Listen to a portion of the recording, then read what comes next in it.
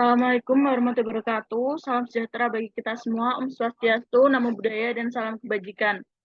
Di sini kami dari kelompok 12 ingin mempresentasikan mengenai materi penyusunan laporan keuangan konsolidasi.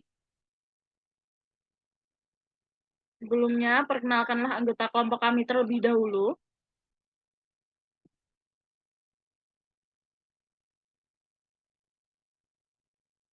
Yang pertama ada Dewi Fitriani dengan NIM 2021121073. Yang kedua ada saya sendiri yaitu Aisyah Safina Eka Putri dengan NIM 2021 12087.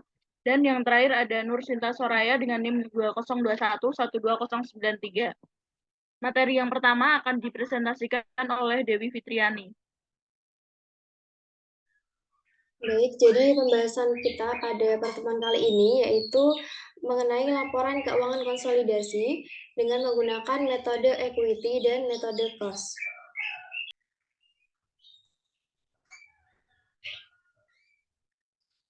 Nah, dalam penyusunan laporan keuangan konsolidasi antara induk dan anak perusahaan ini ada dalam PSAK.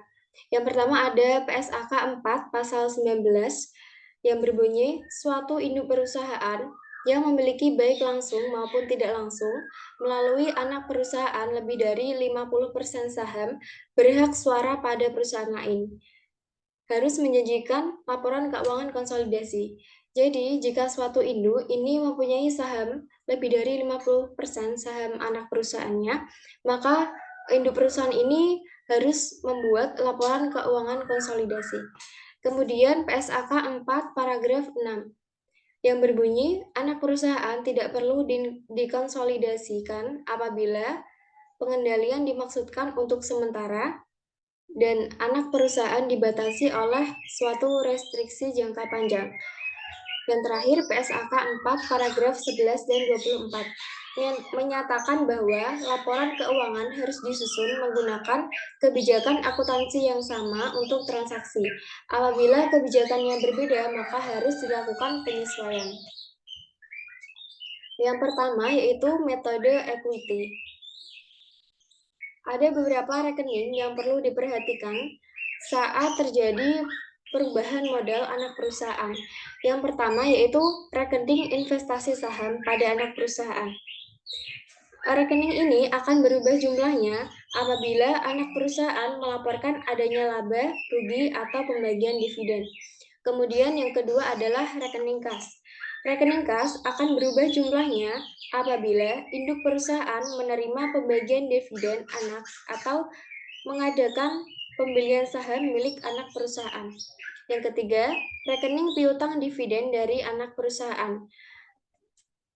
Dalam rekening ini dapat timbul karena anak perusahaan mengumumkan adanya dividen tetapi belum dibayar. Yang keempat, rekening laba yang ditahan induk perusahaan. Pada rekening ini akan berubah jumlahnya apabila anak perusahaan melaporkan adanya laba atau rugi. Yang kelima, rekening laba yang ditahan anak perusahaan. Rekening ini akan berubah jumlahnya apabila ada laba, rugi, atau dividen pada anak perusahaan sendiri. Nah, pada contoh 3 yaitu pada awal tahun 19X3, PT Elang membeli 2.250 lembar saham dari 2.500 lembar saham yang beredar milik PT Melati dengan total pembayaran 15 juta secara tunai. Pada saat pembelian, posisi keuangan kedua perusahaan adalah sebagai berikut. Yang pertama, ada aktiva yang terdiri dari kas PT Elang sebesar 16 juta dan PT Merpati sebesar 7 juta. Kemudian persediaan PT Elang sebesar 5 juta, PT Merpati sebesar 3 juta. Aktiva tetap PT Elang sebesar 15 juta dan PT Merpati sebesar 10 juta. Dan total aktiva dari PT Elang adalah 36 juta dan PT Merpati 20 juta. Untuk hutang dan modalnya ini terdiri dari hutang dagang PT Elang sebesar 5 juta 600, PT Merpati sebesar 2 juta, modal saham dengan nominal 5.000, PT Elang sebesar 20 juta, PT Merpati sebesar 12.500.000 dan kemudian ada agio saham PT Elang sebesar 4.400.000, PT Merpati 3 juta, laba yang ditahan PT Elang 6 juta, dan PT Merpati 2.500.000. Untuk total hutang dan modal, PT Elang sebesar 36 juta dan PT Merpati sebesar 20 juta.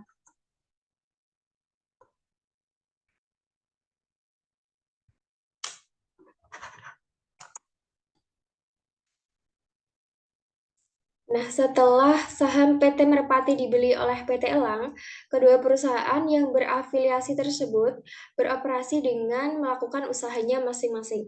Untuk data usaha akhir tahun 19X3 adalah sebagai berikut.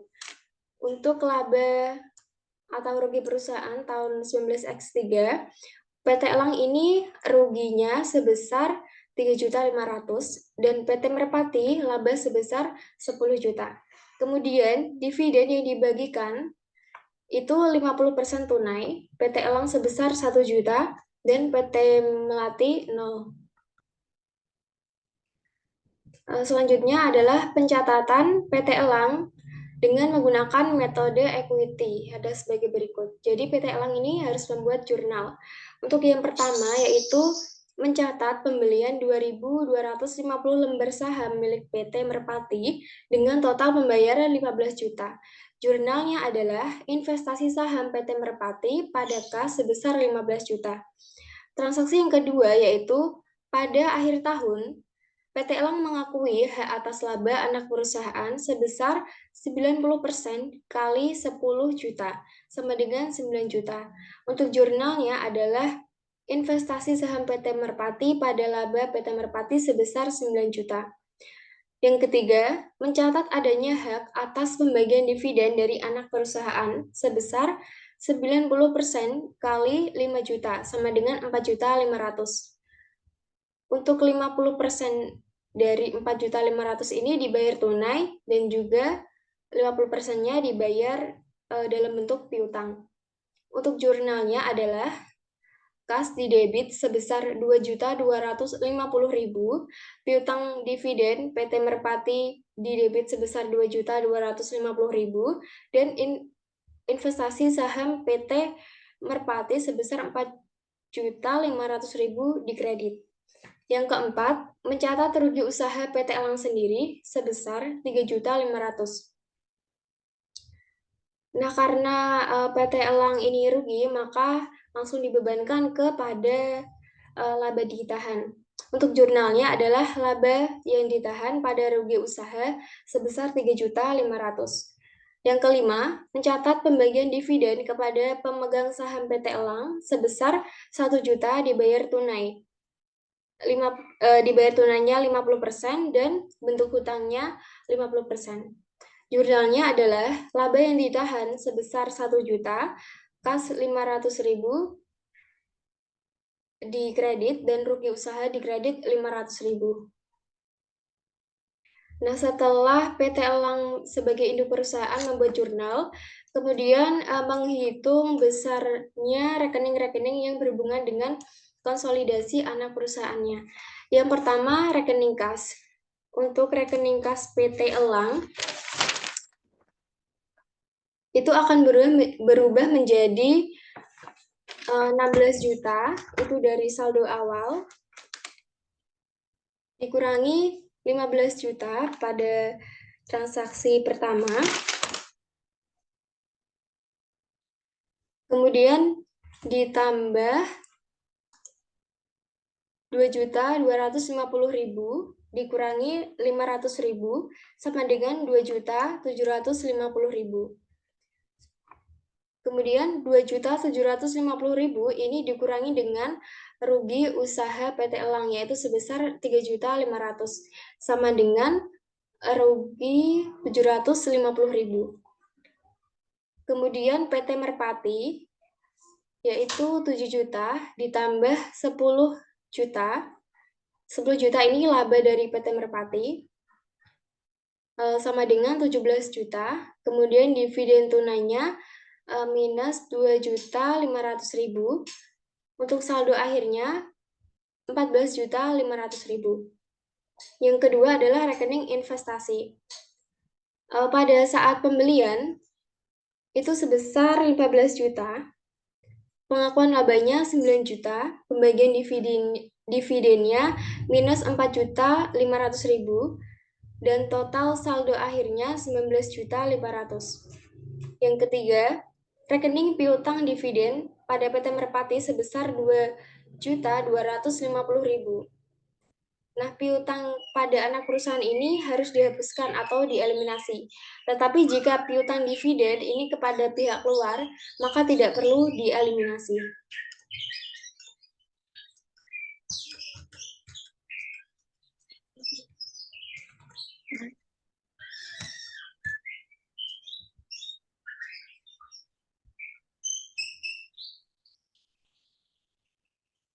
Yang keempat, yaitu rekening laba yang ditahan. Yang pertama, rekening laba yang ditahan PT Elang akan berubah menjadi saldo awal saat pemilikan sebesar 6 juta, rugi usaha tahun 19X3 sebesar 3.500.000 rupiah. Yang ketiga, pengakuan laba dari PT Merpati sebesar 9 juta rupiah, pembagian dividen tahun 19X3 sebesar 1 juta rupiah. Maka saldo akhir tahun 19X3 PT Elang sebesar 10.500.000 rupiah. Yang kedua, yaitu rekening laba ditahan PT Merpati akan berubah menjadi saldo awal saat pemilikan sebesar 2.500.000. Laba usaha tahun 19X3 sebesar 10 juta rupiah, pembagian dividen tahun 19X3 sebesar 5 juta rupiah. Maka saldo akhir tahun 19X3 PT Merpati sebesar 7.500.000 rupiah. Setelah menghitung rekening-rekening yang dialami perubahan dalam proses konsolidasi, kemudian PT Elang sebagai induk perusahaan harus membuat laporan keuangan konsolidasi atau neraca konsolidasi dengan menggunakan metode equity. Next. Membuat kertas kerja penyusunan neraca gabungan. Yang kedua, menghapuskan atau mengeliminasi rekening-rekening yang mencatat transaksi antara perusahaan induk dengan perusahaan anak dengan membuat jurnal eliminasi.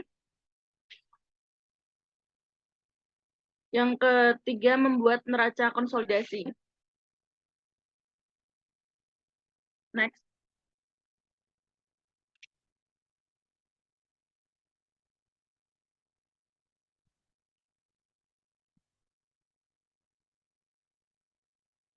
Next.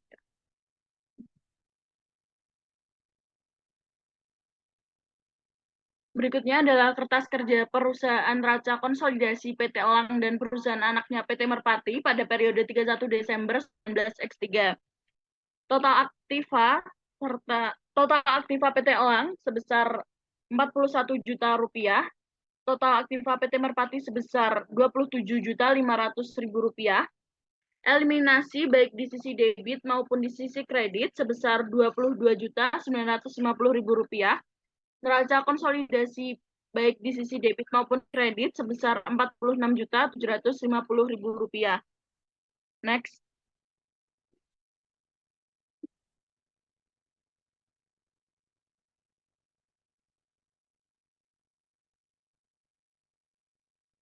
Next.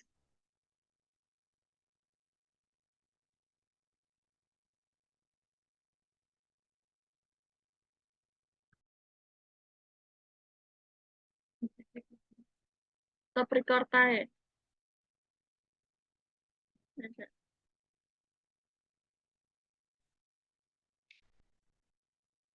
Setelah kertas kerja penyusunan neraca konsolidasi dibuat oleh PT Elang sebagai induk perusahaan, kemudian membuat jurnal eliminasi transaksi antara induk perusahaan dengan anak perusahaannya, yaitu yang pertama, menghapuskan transaksi hutang piutang dividen antara induk perusahaan dan anak perusahaan sebesar 2.250.000.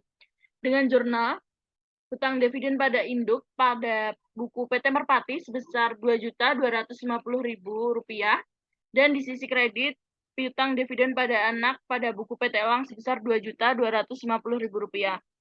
Yang kedua, menghapuskan hak pemilikan aktiva bersih anak perusahaan oleh induk perusahaan dengan jurnal modal saham PT Merpati di sisi debit sebesar 11.250.000 rupiah, Agio saham PT Merpati di sisi debit sebesar Rp2.700.000.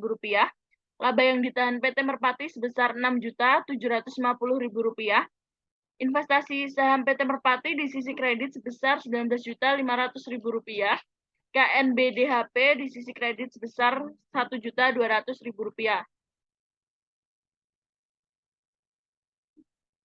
Setelah jurnal eliminasi dibuat, kemudian membuat neraca konsolidasi. Dalam neraca tersebut, tampaklah bahwa hak minoritas atau hak anak perusahaan disajikan tersendiri dan terpisah dari hak induk. Ini sesuai dengan PSAK nomor 4, paragraf 25 yang menyatakan bahwa hak minoritas harus disajikan tersendiri dalam neraca konsolidasi. Neraca konsolidasi PT Elang dan perusahaan anaknya PT Merpati pada periode 31 Desember 19X3, aktiva lancar yaitu ada akun kas sebesar Rp13.750.000, persediaan sebesar Rp8 juta. Maka dari itu jumlah aktiva lancar sebesar Rp21.750.000. Aktiva tetap sebesar Rp25 juta. Maka dari itu total aktiva sebesar Rp46.750.000. Di sisi hutang ada hutang dagang dan hutang dividen. Hutang dagang sebesar Rp7.600.000, hutang dividen sebesar Rp750.000, sehingga jumlah hutang sebesar Rp8.350.000. KNBDHP sebesar Rp1.200.000. Untuk modal, terdapat hak induk, yaitu modal saham sebesar Rp20 juta, agio saham sebesar Rp4.400.000, laba yang ditahan sebesar Rp10.500.000. Maka dari itu dihasilkan total hak induk sebesar Rp34.900.000. Untuk hak anak terdapat modal saham sebesar Rp1.250.000, agio saham sebesar Rp300.000, laba yang ditahan sebesar Rp750.000. Maka dari itu hak anak totalnya sebesar Rp2.300.000. Untuk total hutang dan modal sebesar Rp46.750.000. Yang kedua ada metode cost. Penyusunan laporan keuangan konsolidasi dengan menggunakan metode cost. Penyusunan laporan keuangan konsolidasi atau neraca konsolidasi antara anak perusahaan dengan induk perusahaan dengan metode cost harus memperhatikan hal-hal sebagai berikut. Yang pertama yaitu rekening investasi saham pada anak perusahaan tidak mengalami perubahan jumlahnya. Hal ini disebabkan karena adanya perubahan modal anak perusahaan akibat adanya laba, rugi, atau pembagian dividen tidak mempengaruhi rekening investasi tersebut, atau dengan kata lain induk perusahaan tidak menyesuaikan rekening investasinya. Yang kedua, laba atau rugi dari anak perusahaan baru akan diakui oleh induk perusahaan sebesar persentase pemilikannya pada saat akan disusun neraca konsolidasi dengan melalui rekening laba yang ditahan untuk induk. Rekening ini hanya tampak pada kertas kerja penyusunan neraca konsolidasi. Yang ketiga, penghapusan atau eliminasi terhadap rekening-rekening modal saham, agio saham, dan laba yang ditahan anak perusahaan berdasarkan pada jumlah awal atau saldo awal pada saat pemilikan. Prosedur lain yang dalam penyusunan neraca konsolidasi persis sama dengan metode equity yang telah dibahas sebelumnya. Kertas kerja penyusunan neraca konsolidasi, jurnal eliminasi, dan neraca konsolidasi dengan menggunakan metode cost adalah sebagai berikut. Yang pertama, mencatat transaksi pembelian 2.250 lembar saham milik PT Merpati yang dicatat dengan jurnal investasi saham PT Merpati pada kas sebesar Rp15 juta. Hak pemilikan atau controlling interest PT Elang terhadap aktiva bersih PT Merpati adalah sebesar 90%. Yang kedua, anak perusahaan melaporkan laba sebesar Rp10 juta. Dalam hal ini, PT Elang sebagai induk perusahaan tidak mengadakan pencatatan. Yang ketiga, anak perusahaan membagikan dividen sebesar 5 juta dan akan diakui oleh induk perusahaan sebesar 90%. Sehingga jika ditotal hasilnya Rp4.550.000 dan dibayar tunai 50% dan sisanya dianggap sebagai piutang. Jurnalnya diantaranya kas sebesar Rp2.250.000, piutang dividen sebesar Rp2.250.000 pada pendapatan dividen sebesar Rp4.500.000. Selanjutnya akan dipresentasikan oleh rekan saya. Yang keempat, yaitu mencatat rugi usahanya sendiri sebesar 3.500.000 dengan jurnal yaitu laba yang ditahan sebesar 3.500.000 di debit dan rugi usaha di kredit sebesar 3.500.000. Yang kelima, mencatat pembagian dividen kepada para pemegang saham milik PT Elang sendiri dengan jurnal sebagai berikut, yaitu laba yang ditahan pada debit sebesar 1 juta, kas 500.000 dan hutang dividen 500.000 di kredit. Setelah dibuat jurnal di atas, maka rekening milik induk perusahaan dan anak perusahaan yang mengalami perubahan adalah next. Yaitu yang pertama, rekening kas. Saldo kas akhir milik PT Elang adalah sebesar defisit 750.000 perhitungan lihat pada metode equity di muka. Yang kedua, saldo kas akhir milik PT Merpati sebesar 14.500.000 perhitungan lihat pada metode equity di muka. Rekening baru yang timbul adalah piutang dividen pada PT Merpati sebesar 2.250.000 dan rekening hutang dividen sebesar 500.000. Pada pembukaan PT Merpati juga timbul rekening hutang dividen sebesar 2.250.000 dan dari jumlah ini yang akan dieliminasi sebesar 2.250.000. Yang ketiga, rekening laba yang ditahan. Saldo rekening laba yang ditahan akhir PT Elang adalah sebesar saldo awal saat pemilikan yaitu Rp6.000.000, rugi usaha tahun 19X3 sebesar Rp2.500.000, pendapatan dividen dari anak perusahaan sebesar Rp4.500.000 dan pembagian dividen sebesar Rp1 juta. Dengan saldo akhir pada tanggal 31 Desember 19X3 yaitu Rp6 juta. Saldo rekening laba yang ditahan akhir PT Merpati sebesar 7.500.000. Dan yang keempat, timbul rekening baru yaitu laba yang ditahan untuk induk sebesar persentase pemilikan induk dikalikan kenaikan laba yang ditahan anak sejak dimiliki oleh induk, yaitu 90% dikali 7.500.000 dikurangi 2.500.000, yaitu jumlahnya yaitu 4.500.000. Setelah memperhitungkan perubahan-perubahan di atas, langkah berikutnya adalah membuat kertas kerja. Jurnal eliminasi dan neraca konsolidasi dengan menggunakan metode kos sebagai berikut, yaitu pada PT Elang dan perusahaan anaknya PT Merpati. Kertas kerja penyusunan neraca konsolidasi tanggal 31 Desember 19X3, yaitu pada neraca PT Elang jumlahnya yaitu sebesar 36.500.000, neraca PT Merpati 27.500.000, dan pada eliminasi sebesar 18.450.000 dan pada neraca konsolidasi sebesar 46.750.000. Next.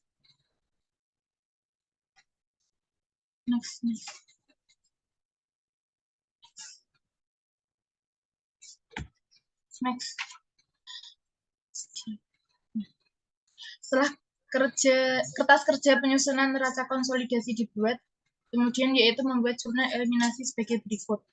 Yang pertama, menghapuskan hutang piutang dividen antara induk perusahaan dengan anak perusahaan dengan jurnal eliminasi sebagai berikut, yaitu yang pertama, menghapuskan hutang piutang dividen antara induk perusahaan dengan anak perusahaan dengan jurnal eliminasi sebagai berikut, yaitu pada sisi debit, hutang dividen pada PT Elang sebesar 2.250.000 dan pada sisi kredit, piutang dividen pada PT Merpati sebesar 2.250.000.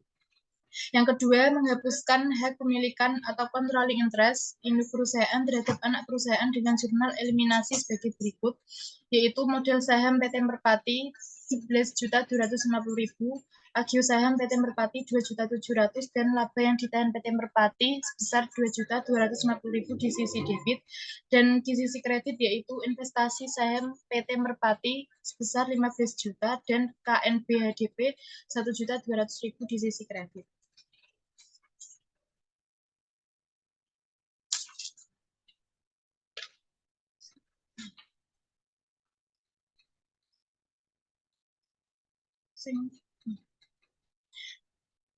Pada PT Elang dan perusahaan anaknya PT Merpati yaitu neraca konsolidasi tanggal 31 Desember 19X3. Terdapat aktiva lancar, yaitu kas sebesar 13.750.000, persediaan sebesar 8 juta, dengan jumlah aktiva lancar yaitu 21.750.000, aktiva tetap sebesar 25 juta, yaitu dengan total aktiva sebesar 46.750.000. Di sisi hutang terdapat hutang dagang dan hutang dividen. Hutang dagang sebesar 7.600.000 dan hutang dividen sebesar 750.000. Dengan jumlah hutang yaitu 8.350.000 dan KNBHDP sebesar 1.200.000. Dan di sisi modal yaitu dapat hak induk dan hak anak. Hak induk terdiri dari modal saham, agio saham, dan laba yang ditahan. Dengan modal saham sebesar 20 juta, agio saham 4.400.000, dan laba yang ditahan sebesar 10.500.000. Dan totalnya yaitu 34.900.000. Dan pada hak anak, modal saham sebesar 1.250.000, agio saham 300.000, dan laba yang ditahan sebesar 750.000. Dengan totalnya yaitu 2.300.000. Jadi total hutang dan total modalnya yaitu sebesar 46.750.000. Pengungkapan atau disclosure dalam laporan keuangan konsolidasi. Laporan keuangan konsolidasi harus disajikan secara lengkap, yaitu sebagai informasi penting yang berhubungan dengan induk dan anak perusahaan. Harus diungkapkan dalam laporan keuangan konsolidasi. Dalam SAK atau Standar Akuntansi Keuangan dalam PSAK nomor 4, paragraf 17, 18, dan 28 telah mengatur beberapa informasi yang harus diungkapkan dalam laporan keuangan konsolidasi.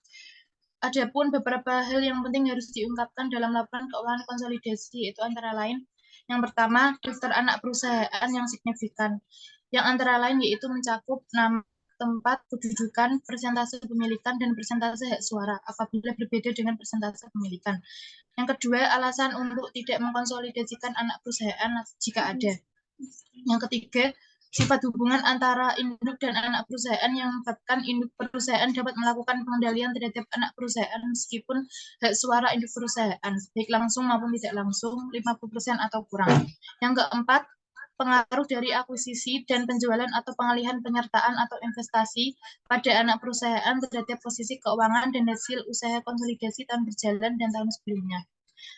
Ada kalanya induk perusahaan ingin menyajikan laporan keuangannya sendiri atau artinya tidak digabung dengan anak perusahaannya, dengan tujuan agar para pengguna dapat mengetahui lebih lanjut tentang hasil usaha individu induk perusahaan. Dalam PSAK nomor 4, paragraf 27 secara jelas telah mengatur tentang hal ini, yaitu sebagai berikut. Induk perusahaan yang memenuhi kriteria konsolidasi tidak boleh menyajikan tersendiri laporan keuangannya tanpa konsolidasi sebagai laporan keuangan untuk tujuan pelaporan keuangan atau general purpose financial statement. Laporan keuangan tersendiri induk perusahaan hanya dapat disajikan sebagai informasi tambahan dalam laporan keuangan konsolidasi. Dalam laporan keuangan tersendiri tersebut, penyertaan pada anak perusahaan harus menggunakan metode equity atau ekuitas. Dari pernyataan tersebut jelas bahwa induk perusahaan tidak boleh menyajikan laporan keuangannya secara individu, dan jika tetap ingin menyajikan harus dicantumkan dalam laporan keuangan konsolidasi sebagai informasi tambahan.